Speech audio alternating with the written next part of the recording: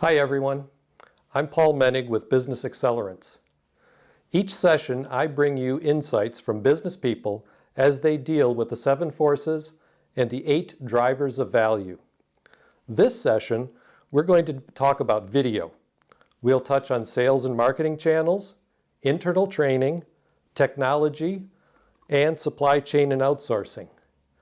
That's because video is not just hot, it's pervasive and much more popular among younger people in the workforce. I have Tim Park with me. He's the owner of Indie Cinema Academy.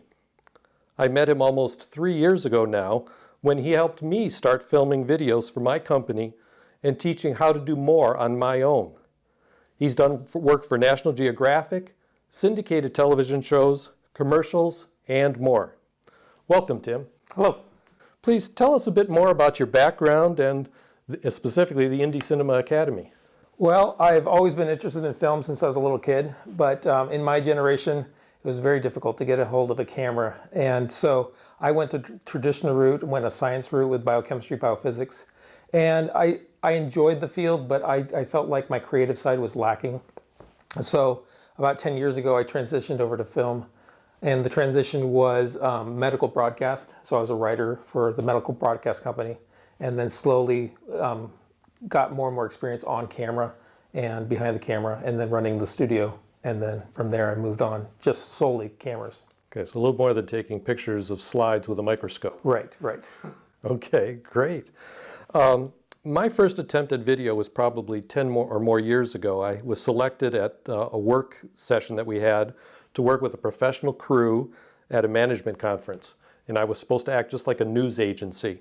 I started out in the morning creating a script, a point of view for the day, set about doing interviews with people and sitting in a truck editing at the end of the day, putting backgrounds and sounds and more to it. And I had a timeline. I had to be done when it was going to be presented to the rest of the conference. Today, it's a whole lot different with grade school children having their own YouTube channel, tens of thousands of followers. What, for you, are some of the significant differences you've seen just in the last 2 to 5 years for video? 5 years. Well, iPhones really are actually creating good enough quality where you can actually put them on the news. So when there's a catastrophe, someone can film something with an iPhone or a smartphone, an Android phone, and the quality is, on par with the news cameras. And before, you would never want to put something low quality on the news unless you absolutely had to. So that's a big jump, I would say. Yet I was just at the LPGA tournament as a walking scorer, and all the people for MSNBC and the Golf Channel were still walking around with the big, heavy cameras to film things. Why was that? Would that be better for them than something smaller? There are a few advantages to the larger cameras. You have battery life. You have longer footage. You can take the footage off the camera a lot faster.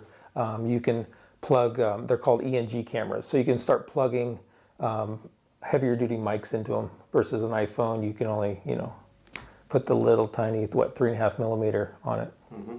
Okay. Apple's getting rid of the iPhone the audio jack. Yes. How does that change what you might do with audio for an iPhone versus just using their internal microphone or somehow having an external microphone with it? Well, I see with podcasters that just use their phones for podcasting, they often have their earbuds in already and they're plugged into the phone. So now with their AirPods or the ones that are wireless, same ability. Okay. There are limitations, but I'm sure people are going to come, find workarounds. So if it's so much easier to do video now with an iPhone or a Google Android phone, what intrigues you most about what you can do with that now for people? People can experiment. 20 years ago, film was so expensive that only people with budgets could practice. And now your medium is free. And so people can try different things, try different angles, try, just getting used to being on camera, practicing for free. Okay. One of the things you taught me very early on was the importance of sound and the microphones that we're using, and it's a separate system from the camcorder that we're using, and the importance of lighting, which you've optimized for this particular setting. We have some outdoor lighting coming in through a window.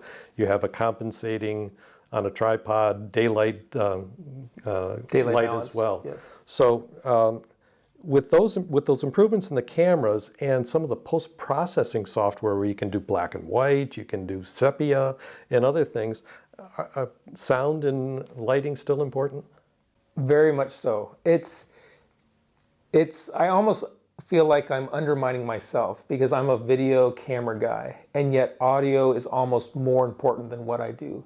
Because with video, if it's low quality, I can cheat it somehow. I can make it look like I did that low quality on purpose. You know, film grain, there's different things you can do to an image. You can tweak the colors to make it look like you did the low quality on purpose. But with low quality audio, there's no cheating that. If you have noise in the background, if your mic is too far away, there's no fixing that. Okay. Video used to be only for commercials and entertainment, and I said it's pervasive now. Each visit with my 16-month-old grandson now creates a couple dozen videos that I store on a cloud and share with different family members. What are you seeing, all pun intended, with video for other parts of the business? The business specifically? Well, you can, like I taught you with Camtasia, you can start doing very easy, quick videos about how to do things with software just by doing screen captures. You don't have to bring people into your office to teach them how to do something. You can just quickly do a screen capture, a recording, and then send it to wherever you need to go. Yeah, I've done that now with several PowerPoint or Keynote presentations where I'll do that. And this morning I spent an hour doing cybersecurity training for one of my clients. And it was a combination of PowerPoint slides, interactive quizzes that I had to take to prove that I had seen the stuff. And they also rolled some videos of a very famous hacker who's now become the CTO of this company that trains on cybersecurity. Yeah. So yeah, much easier to do things. But I know I listen to some other podcasts and I hear people doing it.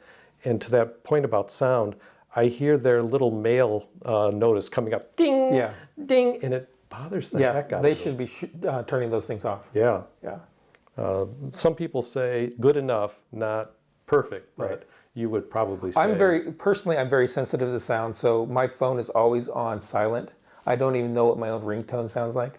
And so when I am in a crowd and there's dings from text messages or alarms or phone calls, that bothers me. So I tend to tell everybody, just keep your phones off when we're filming. Okay, I remember one of the first films we made, I had to do a talk remotely, and we had a very quiet place, except that there were some women below that were playing cards and would shout out every time. And so in order to compensate for that, we couldn't get rid of it from the audio. I just had to explain that what we were doing, and it seemed to go over okay. A couple of times recently, I needed to replace batteries or a filter in my refrigerator. And so I went online to learn how to do the process, watching a short video that they had up there. That has to be a big driver for what people are doing for video today. Yes. YouTube is actually used heavily as a search engine. If you want to find a product, you go to YouTube, you don't go to Google. Google knew this, so they bought YouTube. So now Google is the #1 most searched item or used website, and YouTube is #2. And even I do a lot of home remodeling and things like that, and I go straight to YouTube to see how to do it. And some of those people, honestly, if they were local, I would hire them. So that's an advantage to a business of creating videos, how-to videos that are free, but by putting them on YouTube, people in your area find you, they see that you know what you're talking about, you are demonstrating your expertise, and then they might just hire you to do it. But that search means that I should have spent a whole lot more time putting in those tags and other things for how I would want my video searched and what would in the pull it up. description and also in the keyword tags. Yeah, I'm going to have to change that. I haven't been doing it enough of that. Another place, so I said I took cybersecurity training, is training and education for employees is another place that I see video being regularly used now. I've mentioned this, the simple videos. What do you see happening for larger companies with video training for their own employees? You can easily do internal videos for training. For example, if you had something you wanted to show somebody else, you could just quickly on your phone, let's say you're in the field, you could take your phone, film it, be explaining to the person what the problem is or what the solution is, upload it, and now your whole team can use that as a training video instantaneously. Yeah, I like watching some of the shows like NCIS and NCIS Los Angeles and stuff. And I mean, they got video feeds from everywhere that nobody could really hack into, I don't believe. But it's fun to get the idea that you could have a full-time, real-time video of what the person is doing. Yes. That's great. The first videos we did together, you did almost all the work of helping me set up with backdrops and everything, and you even helped me today to make this particular one look better than some of the other ones I've done so far. The lighting, the microphones, and thanks to your training I can do much more myself, and you mentioned Camtasia, which I've become reasonably good at and know how to work with now to do post-processing. When should a business look to doing things themselves? And when should they be outsourcing video production to professionals? I would say when they look at the workload. Some businesses have employees that are overtaxed already. They don't have time for yet another project. And so then it would be better to hire it out versus employees that they're going to be doing videos on a regular basis and it should just be part of their training. Then I would say internally they can create their own. Okay. I know my son has a fraternity brother who's also his best man who has a real estate training website, basically, he and his dad. And they have a dedicated office with all the lighting set up, the cameras there, the green screen's already there. All he has to do is go in there, record, yes, and he's done. Yes. Whereas in my home office, I have to do a little setup. I tried leaving it set up, but then I was tripping over the equipment sometimes, and so I had to move things. If I had the chance to have a dedicated room, I would do that so I could go in there, and I'd be recording videos more often. Yeah. What do you think, though, of people who just use the camera in their laptop and, they're staring down at their laptop, they're like 1 foot away from the camera, and they're doing podcasts, vidcasts, and training? What's your impression of that? It works. A big thing with those kind of audiences is that personality is king. It's not your lighting, it's not your audio even. It's not even what you look or what you're wearing or what camera you have. It's your personality. And so people with really fun personalities that people want to watch, they can do it anywhere. And so that's another thing with all these videos is video shows your personality, your genuine personality versus copywriting. And those words go through so many hands that it loses a lot of personality. Mm-hmm. I remember our first videos, I had prepared a script and we had difficulty with trying to get it, a teleprompter that would work, because I'm not very good at memorizing. Nobody is. And since then I've got a mirrored system that helps me put it directly into the camera, but still I've had people tell me about personality. They suggested, why don't you smile, Paul? Why don't you move your head around a little bit more? Because that personality, as you say, comes through based on that. Yes. Okay. Yes. So, Indie Cinema Academy, how is it addressing the need for people to be doing video? A lot of our students, we have a lot of students in the U.S., but we also have a lot of students in India, Indonesia, places where they can't get to a college, let alone a film school. And so that's an advantage that we have, because anybody who has online, internet, they can learn from us. And so I would say that across all kind of businesses, that there's people that want your product, want to learn about your product, but they can't get to you, they don't even know about you. And so by getting it online, you can get your message to the world. So we haven't really explained what Indie Cinema Academy is. We've relied on people to go to what website so far? www.indiecinemaacademy.com. Right.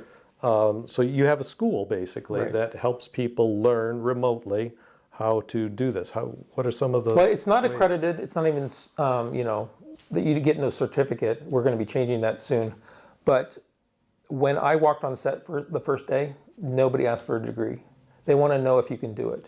It's the same thing with building a house. If you can build a house, build a house. Degrees don't really mean a whole lot. And so to spend $100,000 for a 4-year degree at an art institute to learn film when nobody cares that you even have a degree, an apprenticeship program would work a lot better for those people. I'm a strong believer in that approach. I grew up in Detroit with the auto industry, and all my brothers went through apprenticeship programs. They never got college degrees, and none of them were interested in college.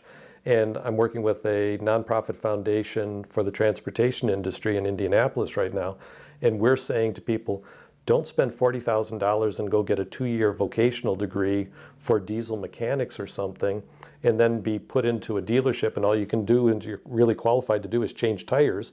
You might as well just go start changing tires and study on the side. And it's kind of an approach that the military has used forever.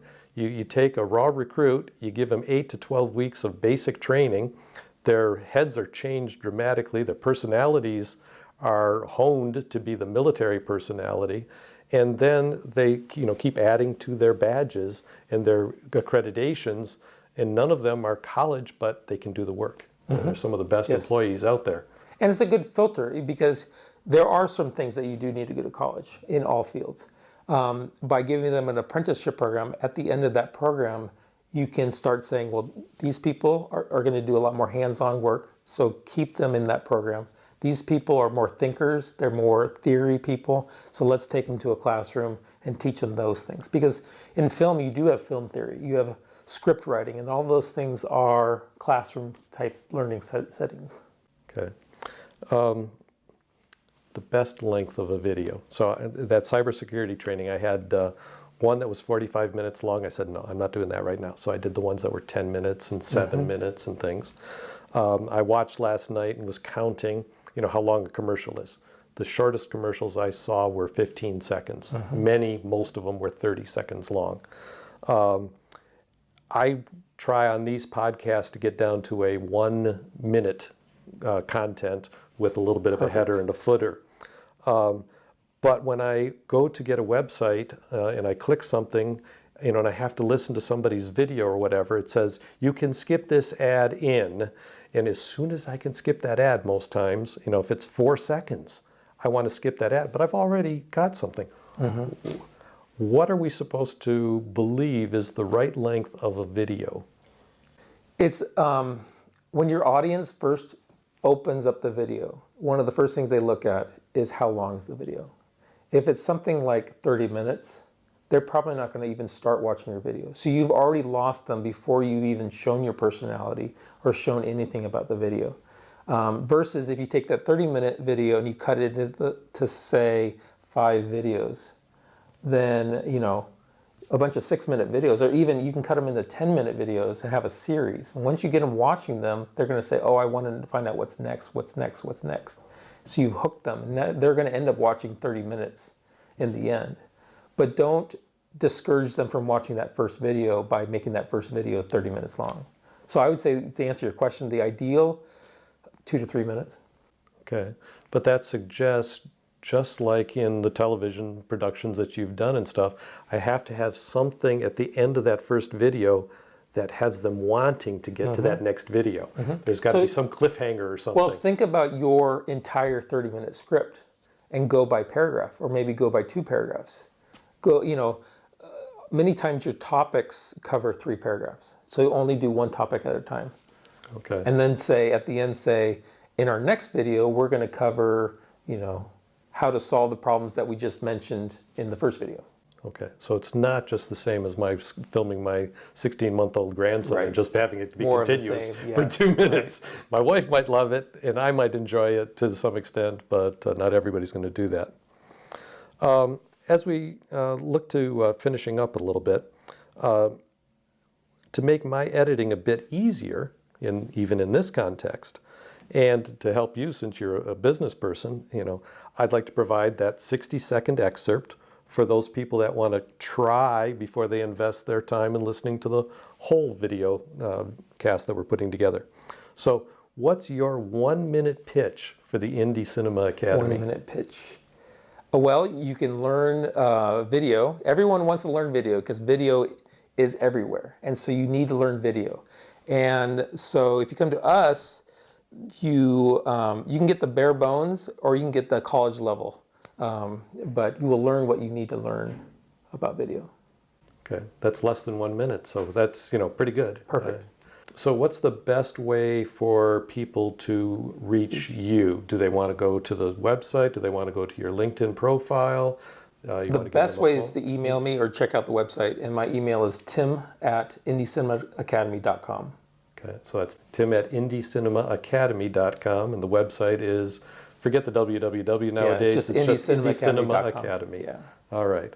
Thanks, Tim. It's been a pleasure having Thank you you. here.